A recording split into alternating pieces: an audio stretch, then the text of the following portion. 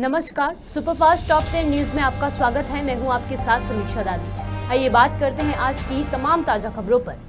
चीन ने अरुणाचल प्रदेश को लेकर एक बार फिर वही किया जो वो सालों से करता आ रहा है। चीन ने एक बार फिर अरुणाचल की 30 जगहों के नाम बदल दिए हैं। चीन ने ऐसा इसलिए करता है ताकि अरुणाचल पर उसका दावा मजबूत हो जाए। चीन की इस हरकत पर भारत ने आपत्ति जताई है। भारत का कहना है कि नया नाम इजाद कर देने से वास्तविकता नहीं बदल जाएगी। अरुणाचल भारत का अभिन्न हिस्सा था, है और रहेगा। टनल बन रहे हैं, अब अरुणाचल में एयरपोर्ट बन गए हैं, रेलवे लाइन बन गए हैं, तो ये सब देख करके चीन भड़क गए हैं। तो हम तो चीन को खुश करने के लिए बॉर्डर एरिया को हम लोग अंधेरा में तो नहीं रख सकते हैं। चीन बहुत ही घबराया हुआ है, खफा है, भड़के हुए हैं। नामकरण करने से क्या कोई बदल जाएगा क्या? मेरा जगह है, मेरा ज़मीन है, मेरा पहाड़ है, उसमें चीन कैसे आकर के नाम रखेगा? हम लोग चीन को उल्टा नसीहत देना चाहते हैं कि ऐसा हरकतें ना करें।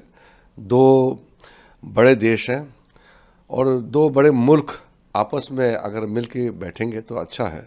चीन घबराया हुआ है क्योंकि बॉर्डर एरिया में अब बहुत काम होने लगा है। इसलिए कांग्रेस के ज़माने में तो बॉर्डर एरिया में काम नहीं होते थे तो चीन बड़ा खुश थे, क्योंकि रास्ता जो भी ढांचा है वो चीन की ओर से बनाया जा रहा था और भारत की ओर से तो बॉर्डर एरिया को छोड़ चुके थे।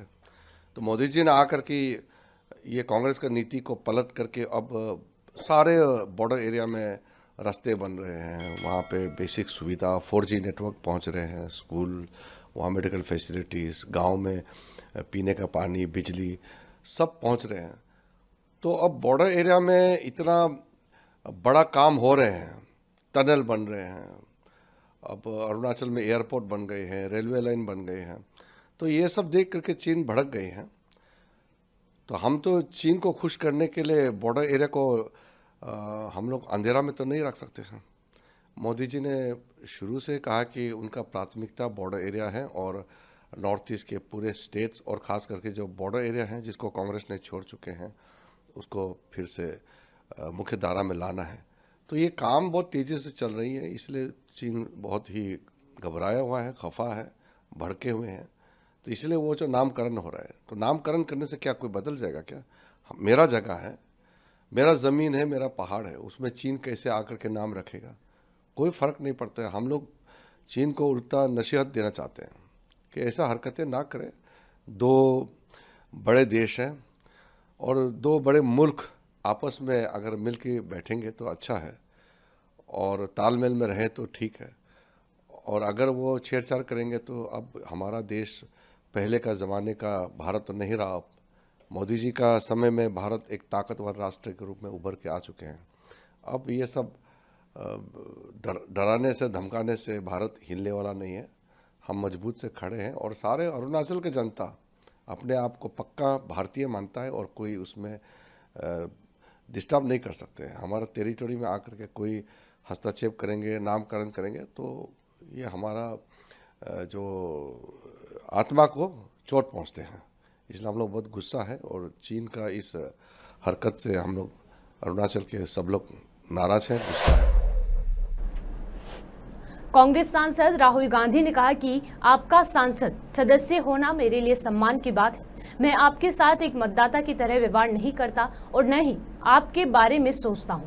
मैं आपके साथ वैसा ही व्यवहार करता हूं और आपके बारे में वैसा ही सोचता हूं जैसे मैं अपनी छोटी बहन प्रियंका के बारे में सोचता हूं। Like we do from all families, I have received love and affection. I have learned so much from my brothers, my sisters. It has been an honor for me to be your member of parliament. പ്രിയപ്പെട്ട സഹോദരി സഹോദരന്മാരെ, ഞാൻ നിങ്ങളിൽ നിന്ന് ഒരുപാട് പഠിച്ചിട്ടുണ്ട്. എന്നെ സംബന്ധിച്ചിടത്തോളം വയനാടിന്റെ പാർലമെന്റ് അംഗമാകുന്നത് എന്നത് ഏറ്റവും വലിയ ബഹുമതിയായിട്ടാണ് ഞാൻ കാണുന്നത്. I don't treat you and think of you like an electorate. I treat you and think of you the same way I think of my little sister Priyanka over here. ഞാൻ നിങ്ങളെ എത്രമാത്രം സ്നേഹിക്കുന്നു എന്നുള്ളത് പോലെ തന്നെ നിങ്ങളെന്നെ സ്നേഹിക്കുന്നത് പോലെ തന്നെ എന്റെ കൊച്ചു സഹോദരി പ്രിയങ്ക ഇവിടെ ഉണ്ട് എന്നുള്ളത് എനിക്ക് So in the houses of Wayanad, I have sisters, I have mothers, I have fathers, I have brothers, and I thank you from the bottom of my heart for that. എനിക്ക് പ്രിയങ്ക ഉള്ളതുപോലെ തന്നെ വയനാട്ടിലെ ഓരോ लोकसभा चुनाव से पहले कांग्रेस नेता राहुल गांधी ने केरल के वायनाड से बुधवार को अपना नामांकन दाखिल किया। इससे पहले उन्होंने एक रोड शो भी निकाला जिसमें प्रियंका गांधी के साथ बड़ी संख्या में कांग्रेस समर्थक मौजूद रहे। देश के पूर्व प्रधानमंत्री और कांग्रेस सांसद डॉक्टर मनमोहन सिंह अब संसद के उच्च सदन राज्यसभा में नहीं नजर आएंगे। ऐसा इसलिए क्योंकि वे 33 साल बाद रिटायर होने जा रहे हैं। बुधवार को उनकी इस लंबी और शानदार संसदीय पारी का समापन होगा। लोकसभा चुनाव को लेकर तैयारियां तेज हो गई हैं। जमुई सीट से चिराग पासवान ने अपने बहनोई अरुण भारती को मैदान में उतारा है। उन्होंने इस सीट से उन्हें क्यों टिकट दी है, चिराग ने खुद इस बारे में बता दिया है। वहीं हम आपको बता दें कि पीएम मोदी जमुई में आगामी चुनाव को लेकर सभा करने वाले हैं। देखिए, मुझे लगता है परिवारवाद की बहुत खूबसूरत परिभाषा मेरे प्रधानमंत्री जी ने लोकसभा के अंतिम सत्र में अपने संबोधन के दौरान उन्होंने दी, जब उन्होंने इस बात को स्पष्ट तौर से कहा कि परिवारवाद वो नहीं होना चाहिए जहां पे एक राजा का बेटा राजा की ही भूमिका में चलता रहे। हैविंग सेड दैट, अगर कोई अपनी मेहनत से अपने परिश्रम से अगर ऊपर उठकर आ रहा है तो ज़रूर उसको मौका मिलना चाहिए। ऐसे में मैं मेरे जीजा जी को सिर्फ इसलिए चुनाव ना लड़ाऊं क्योंकि वो मेरे जीजा हैं, ये भी उचित नहीं है। उनमें अपनी काबिलियत है और मुझे तकलीफ़ कई बार इस बात की भी होती है कि मेरे अरुण भारती जी की उनके पूरे व्यक्तित्व को, उनकी पूरी काबिलियत को समाहित कर दिया जाता है ये बोलकर कि चिराग पासवान के जीजा हैं। बल्कि अगर आप उनके एजुकेशनल क्वालिफिकेशंस देखें, और इस बार मैंने टिकट वितरण में इस बात का ध्यान दिया है, मेरे लिए शिक्षा का बहुत ज़्यादा महत्व है। मैं खुद एक पढ़े लिखे परिवार से आता हूँ, खुद 21वीं सदी का पढ़ा लिखा युवा हूँ। ऐसे में बिहार को अगर जात पात धर्म मजहब की राजनीति से बाहर निकालना है तो उसके लिए शिक्षित सांसदों का चुनकर भारत की संसद में जाना ज़रूरी है। जैसा प्रधानमंत्री जी बोलते हैं, और मैं भी मानता हूँ, युवा अपने में एक जाति है, महिला अपने में एक जाति है। ज़रूरी है समाज में इस समीकरण को आगे लेकर आने की। मुझे खुशी है मात्र 5 सीटों पर मैं चुनाव लड़ रहा हूँ, पर आप उसमें से देखेंगे युवाओं का, महिलाओं का, हम लोगों ने नारी वंदन अधिनियम अभी हम लोगों ने पारित किया। 33% की बात हुई, मैंने तो 40% दिया। 5 सीटों में से 2 सीटें महिलाओं की हैं, उसमें से युवा महिला भी हैं, अनुभवी महिला भी हैं। ऐसे में बाकी की 3 सीटें खगड़िया से राजेश हैं, अरुण भारती जी हैं। मैं भी अपने आप को युवा की श्रेणी में ही गिनता हूँ। तो ऐसे में युवाओं का भी रिप्रेजेंटेशन है, महिलाओं का भी रिप्रेजेंटेशन है, शिक्षा का भी उतना ही बेहतर रिप्रेजेंटेशन इसमें किया गया। तो मैं मानता हूं कि ऐसे लोगों का आना चाहिए। जस्ट बिकॉज कि आप किसी के परिवार से हैं और आप में काबिलियत हो तब आपको रोक दिया जाए, ये गलत है। आरजेडी को लेकर क्या कहेंगे? उन्होंने ऑफिशियल अनाउंसमेंट नहीं किया है, सिंबल दे रहे हैं, अपनी बेटियों को चुनाव लड़ा रहे हैं। नहीं, ठीक है, ये उनकी सोच है। देखिए, अंतोगत्वा मुझे लगता है everything boils down to your talent, your potential. अगर आप में वो काबिलियत रहेगी तो आप आगे बढ़ेंगे। और ये एक ऐसा क्षेत्र है जिसमें आपका भविष्य पूर्णतः जनता के हाथ में होता है। अगर जनता को आप पे विश्वास नहीं रहेगा, अगर जनता को लगेगा कि ये बिना किसी काबिलियत के सिर्फ परिवारवाद के नाते ही सामने आ रहे हैं, तो संभवतः जनता आपको नकार देगी। पर अगर जनता को आप में वो विश्वास दिखेगा, वो काबिलियत दिखेगी, तो जनता। हरियाणा के सीएम नायब सिंह सैनी ने कहा कि जनता का भारी उत्साह एवं उमंग देखने को मिल रहा है। ये हमारी दोहरी सरकार की नीतियों का परिणाम है। जिस प्रकार पिछले 10 वर्षों में हमारी सरकारों ने देश और प्रदेश को एक नई दिशा देने का काम किया है, पिछले 10 वर्षों में हर वर्ग का उत्साह बढ़ाने का काम किया है। आज महिलाओं में बहुत उत्साह है। सुप्रीम कोर्ट ने बीते मंगलवार आप नेता संजय सिंह को रिहा कर दिया है, लेकिन औपचारिकताएं पूरा करने में अभी वक्त लग रहा है। इसलिए संजय सिंह आज बुधवार को शाम तक जेल से बाहर आ पाएंगे। इस बीच संजय सिंह की पत्नी ने मीडिया से बात की और बताया कि संजय जेल से बाहर आकर क्या क्या करेंगे। कल जो डेट के हिसाब से मैंने कल उनको एडमिट कराया था, जो कि उनके रूटीन चेकअप का है। और 2 बजे के करीब कल हम लोगों को पता चला कि उनको बेल मिल गया है। तो अभी आज जो है कि डिस्चार्ज होंगे, 11:30-12 बजे तक डिस्चार्ज होंगे। इसके बाद वो तिहाड़ जाएंगे। उसके बाद वहां से 2 बज सकता है, 3 बज सकता है, वहां से फिर वो रिलीज होंगे। इसके बाद जब वहां से फ्री होंगे तो इसके बाद हम लोग मंदिर दर्शन करने के लिए जाएंगे कि भगवान का शुक्रिया करेंगे कि उन्होंने इतना बड़ा काम दिया है। और न्यायपालिका का भी मैं शुक्रिया करूंगी कि उन्होंने संजय जी को जो बेल दिया है, और उनसे उम्मीद करते हैं कि जो मेरे बड़े भाई अरविंद जी, मनीष जी, सत्येंद्र जैन जी है, उनको भी जल्दी ही रिलीज करें। क्योंकि जब तक वो तीनों भाई मेरे बाहर नहीं आते हैं तो हमारे घर में कोई जश्न नहीं मनाया जाएगा और कोई ऐसा कोई कार्यक्रम नहीं होगा। जब वो तीनों भाई आ जाएंगे फिर चारों लोग मिल के हम लोग जश्न भी मना सकते हैं और उत्सव भी कर सकते हैं। हमने देखा कि बीते 6 महीने से जब संजय सिंह जी जेल के पीछे थे, ये तमाम चीजें झेल रहे थे, तो आप मजबूती से खड़ी थी उनके पीछे। तमाम कार्यकर्ताओं के साथ बातचीत हो या फिर संजय सिंह जी के लिए आवाज बुलंद करना हो, आप लगातार मजबूती से खड़ी रही थी। तो इस बीच कैसे देखा जाए, संजय सिंह जी की ढाल बनकर के आप खड़ी थी। बीच में राज्यसभा के भी चुनाव हुए, नामांकन हुए, उस बीच में भी आपने तमाम चीजों का मैनेजमेंट किया गया। तो पूरा ये कैसे घटनाक्रम इसको याद करती हैं?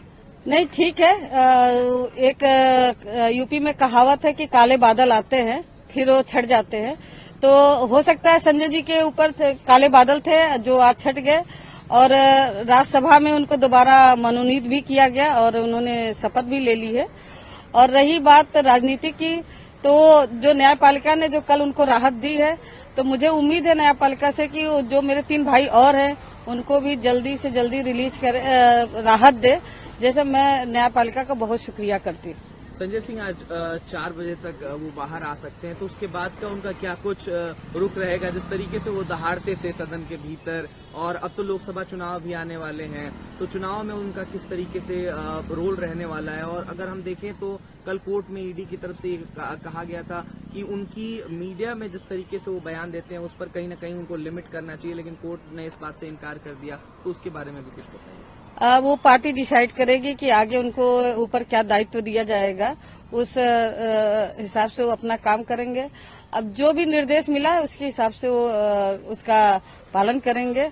और एक राजनीतिक होने के नाते वो जो उनके अंदर है उसको तो कोई कम नहीं कर सकता, लेकिन ठीक है, जितना भी है वो पूरा सपोर्ट करेंगे पार्टी को। आपका परिवार और एक पत्नी के रूप में आप इन बीते 6 महीनों के रूप को कैसे देखती हैं, और कितना महत्वपूर्ण रहता है ये अगर कोई व्यक्ति जेल में है और वो राजनीतिक तौर पर इतना एक्टिव रहा है, तो एक परिवार के रूप में कितना चुनौती रहती है? तमाम लोग आक्षेप भी लगाते होंगे, सवाल खड़ा करते होंगे, कुछ लोग अपनी मदद फरियाद लेकर के पहुंचते होंगे, कितनी चुनौती रहती है? मेरे घर पे जैसे पहले भी कार्य होते थे, मरीजों के इलाज होते थे और जो भी छोटे मोटे काम आते थे, वो 6 महीने भी हुए, वो काम रुके नहीं। संजय जी जेल में भी थे, लेकिन उनकी आत्मा सोशल काम में किसी की मदद करना है, वो वकील के द्वारा किसी न किसी के माध्यम से वो काम को बताते थे और वो काम हम लोग करते थे। आज आपका परिवार और आप कितना खुश हैं, बस यही बता दीजिए। देखिए, खुशी की तो बात है, लेकिन खुशी अभी अधूरी है। अभी हमारे 3 भाई अंदर हैं, वो बाहर आ जाएंगे तो हो सकता है हम लोग की। महाराष्ट्र के छत्रपति संभाजी नगर शहर में बुधवार सुबह बड़ा हादसा हो गया। यहां सिलाई की दुकान में भीषण आग लगने से इमारत की ऊपरी मंजिल में रह रहे एक ही परिवार के 7 लोगों की दम घुटने से मौत हो गई। बताया जा रहा है कि हादसे के बाद उठे धुएं के कारण पूरा परिवार की नींद में मौत हो गई। एक वरिष्ठ पुलिस अधिकारी ने बताया कि आग लगने का कारणों का पता नहीं चल पाया है। देखिए, बहुत ही दर्दनाक घटना है कि एक पूरा का पूरा परिवार रात में सोने के लिए जाता है और सुबह उनकी लाशें निकलती है, जिसमें 2 छोटे छोटे बच्चे हैं। मैं अस्पताल में जाकर आया हूँ, वो बच्चों की हालत देखने के बाद ऐसा लगता है कि वो बच्चे सो रहे हैं। साफ है कि धुएं की वजह से वो बच्चों की मौत हुई है। ऐसे कुल मिलाकर 7 लोगों का पूरा परिवार, जिसके अंदर 3 महिलाएं भी है, पुरुष है और बच्चे है, वो पूरे के पूरे खत्म हो चुके हैं। अस्पताल के अंदर अभी कुछ देर के बाद उनका पोस्टमार्टम के लिए भेजा जाएगा। हमने हॉस्पिटल अथॉरिटीज को कहा है कि पूरे डॉक्टर्स को इमीडिएट बुलाए और उनका पोस्टमार्टम करवाए। ये नहीं समझ में आ रहा है कि परिवार के अंदर और कितने कहाँ पे बॉडीज लेकर जाए करके, क्योंकि पूरा का पूरा परिवार खत्म हुआ है। वहाँ पे कुछ नौजवान लड़कों ने ये शिकायत की है कि जो फायर ब्रिगेड की जो गाड़ी थी वो पहुंचने में काफी देर लगाई हुई है, और यहाँ पर जब सीढ़ी लगाई गई तो ऊपर चढ़ने के लिए भी कतरा रहे थे। कुछ यहाँ के नौजवान लड़के वो सीढ़ियों के ऊपर चढ़े, पानी नहीं था करके कुछ लोगों ने ये बताया है कि जब टैंकर में पानी खत्म हो गया फायर ब्रिगेड से तो दूसरा टैंकर टैंकरमैन का बुलाया गया। कितने बजे फायर ब्रिगेड को कॉल गया था और कितने बजे फायर ब्रिगेड का रिस्पांस टाइम था, ये इंक्वायरी करना जरूरी है। हो सकता है कि अगर फायर ब्रिगेड जल्दी आ जाती तो शायद कुछ बच्चों की जान बचाई जा सकती थी, कुछ लोगों की जान बचाई जा सकती थी। हम म्युनिसिपल कमिश्नर, पुलिस अथॉरिटीज को ये बताएंगे कि इसका फौरन इंक्वायरी की जाए, और अगर किसी फायर ब्रिगेड की तरफ से अगर कोताही हुई है यकीनन उनके ऊपर भी सख्त कार्रवाई की जाएगी। देखिए अभी तो ये हुआ है, अभी पुलिस का पंचनामा, पुलिस का इन्वेस्टिगेशन ये वो चलेगा। एग्जैक्ट कॉज ऑफ डेथ क्या है करके ये पता चलेगा। पोस्टमार्टम के अंदर ये पता चलेगा कि कितने लोगों को आग लगने की वजह से मरे हैं और कितने हैं तो धुएं की वजह से। अभी इनिशियली जो बताया जा रहा है 2 लोग जो है उन्हें पूरी तरह से वो जल चुके हैं, और बाकी के लोग जो है वो धुआं बर्दाश्त नहीं करने की वजह से, सांस रुकने की वजह से उनकी मौत हुई है। लेकिन पोस्टमार्टम के बाद पूरी डिटेल सामने आएगी। और मैं जैसा आपको बताया हूँ, अगर कहीं से भी किसी की भी कोताही अगर हुई होगी तो किसी को बख्शा नहीं जाएगा, सख्त उनके ऊपर कार्रवाई की जाएगी। आग लगने की खबर लगते ही मकान मालिक भी मौके पर पहुंचे, उन्होंने क्या बताया वो भी सुनिए। शुरुआत से तो मैं 4 बजे यहाँ पर स्पॉट पे आया था। स्पॉट पर जब मैं यहाँ पर 4 बजे आया तो देखा कि कंटिन्यू यहाँ पर आग जल रही थी नीचे शटर में, और ऊपर जो फर्स्ट फ्लोर में आग चालू थी। मैं नीचे खड़ा तो फायर ब्रिगेड एक पहले स्पॉट पे खड़ी हुई थी, और फायर ब्रिगेड के लोग यहाँ पर सीढ़ी वगैरह लगा के ऊपर टेरिस पे चढ़ रहे थे। फिर आग कुछ पानी कंटिन्यू मार रहे थे वो, लेकिन आग कुछ कंट्रोल में नहीं आ रही थी, कंटिन्यू आग चालू थी। और फैमिली जो ऊपर थी तीसरे फ्लोर पे, कोई बोल रहा कि फैमिली है, कोई बोला नहीं है, लोग कंफ्यूज थे। तो हमने आग ये जो कंट्रोल में नहीं आ रही थी, हमने दूसरी फायर ब्रिगेड को फोन मारे तो वो कुछ 15 से 20 मिनट के बाद दूसरी फायर ब्रिगेड आ गई थी। फिर हमने गली में से सीढ़ियों को और एक उनके पास की सीढ़ी को लगाए और वहां से ऊपर चढ़ गए। फायर ब्रिगेड वाला बंदा ऊपर चढ़ा और वो आग देखा और नीचे आ गया। फिर वो वही सीढ़ी पे ऊपर मैं गया, चढ़ा, और फिर ऊपर जब जाके देखा तो पूरा धुआं था, मेरे को दिख रहा नहीं था। फिर मैंने टॉर्च लिया, टॉर्च मारा तो सामने मोबाइल टॉर्च भी नहीं, हाँ टॉर्च भी मांगे हमने, टॉर्च दे रही नहीं, फिर मोबाइल के टॉर्च मारे हमने तो पूरा धुआं था। फिर हमने फायर ब्रिगेड का पाइप मंगाए, पानी मारे। जब देखा मैंने टॉर्च लगा के तो पूरे लाशें बिछी हुई थी, 2 बच्चे थे, 2 लेडीज पड़ी हुई थी, 3 लेडीज थी, 2 बच्चे थे। वैसी मारी जो, तो फिर वो कांच फोड़ा, अंदर घुसा और दोनों बच्चों को बाहर निकाला। ये लोग सब, वो लोग सब नीचे थे, वो लोग सब नीचे थे, नीचे से पानी मार रहे थे ऊपर, वो सब नीचे से ऊपर पानी मार रहे थे। उनको बोल रहे थे भाई और एक सीढ़ी लगाओ, ऊपर आओ, ऊपर आओ। इसमें से कुछ 10-15 मिनट के बाद एक बंदे ने सीढ़ी लगाया और वो ऊपर आया। फायर ब्रिगेड के लोगों ने ऊपर देखने के लिए अंदर में, वो अंदर घुसने को तैयार ही नहीं थे। उनको बोले थे हम वो खिड़की में से अंदर जाओ, तो अंदर ही नहीं जा रहे। फायर ब्रिगेड वाले आपकी बात मान रहे थे, जो बोले अंदर जाओ तो अंदर ही नहीं जा रहे। तो वो बस नीचे से पानी मार रहे थे बस, और नीचे की आग बुझा रहे थे। उसमें एक था, एक सीनियर, उसमें तो वो थोड़ी कोशिश कर रहा था, मतलब वो सीढ़ी पे जब सेकंड सीढ़ी उसने लगाया तो सीनियर ही ऊपर चढ़ के आया, वो भी अंदर नहीं घुसा था, ऊपर ही था। और मैंने जब बच्चा लिया उसके हाथ में दिया था मैंने। ताइवान के लिए आज का दिन एक बार फिर इतिहास में दर्ज हो गया। आज से ठीक पहले 25 साल पहले भी देश में एक तगड़ा भूकंप आया था, जिससे देश को बड़े स्तर पर नुकसान उठाना था। आज यानी बुधवार सुबह ताइवान में एक बड़ा भूकंप आया। इस भूकंप की तीव्रता रिएक्टर स्केल पर 7.4 मापी गई है। भारत में अप्रैल से गर्मियों के सीजन की शुरुआत हो जाती है, जिससे जुलाई में मानसून आने के बाद ही थोड़ी राहत मिलती है। लेकिन इस बार अप्रैल के पहले हफ्ते में ही गर्मियों की तपिश बढ़ने लगी है। भारतीय मौसम विभाग की ओर से अप्रैल जून की तिमाही के लिए मौसम की भविष्यवाणी भी जारी हो चुकी है। आईएमडी ने अप्रैल जून 2024 की तिमाही के लिए सीजनल आउटलुक जारी किया है, जो चौंकाने वाला है। सुपरफास्ट टॉप 10 न्यूज में आज के लिए सिर्फ इतना ही। देश और विदेश की तमाम बड़ी खबरों से जुड़े रहने के लिए देखते रहिए पॉपुलर टीवी। धन्यवाद।